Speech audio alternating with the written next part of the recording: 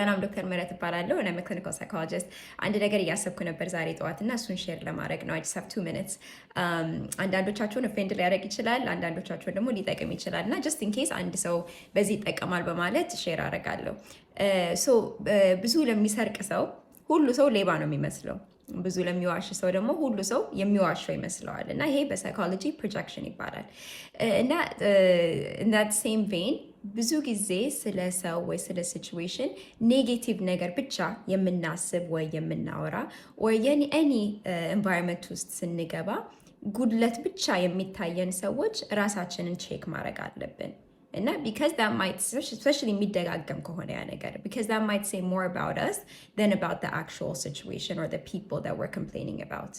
Okay, so I'm not saying critical thinkers አትሁኑ እያልኩ አይደለም. Definitely you have to be critical thinkers.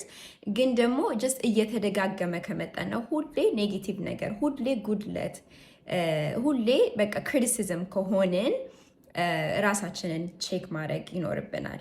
አእምሯችን ደግሞ ባይ ዘ ዌይ እንዳሳየ ነው። አሁን እኔ ፎር ኤግዛምፕል ኤኒ ሲቹዌሽን ውስጥ ስገባ፣ ኤኒ ኤንቫይሮንመንት ውስጥ ስገባ ከሰው ጋር ሲሆን አይ ዩዥሊ ኢንቴንሽናሊ ባይ ዘ ዌይ ሉክ ፎር ቲንግስ ዛት አይ ላይክ እና አሁን ከሰው ጋር የሚትሳረግ አይ ሉክ ፎር ቲንግስ ዛት አይ ላይክ። ሲምፕል ነገር ሊሆን ይችላል፣ ጆሮ ጌጥ ሊሆን ይችላል፣ ልብሳቸው ሊሆን ይችላል፣ ፀጉሯቸው ሊሆን ይችላል። ኢንቴንሽናሊ የምወደውን ነገር ፈልጌ ኮምፕሊመንት አደርጋለሁ እና አንድ ሰው ኮምፕሊመንት ሲደረገው ደስ ስለሚለው ያ ሰው ደስ ሲለው ደግሞ እኔም ደስ ይለኛል።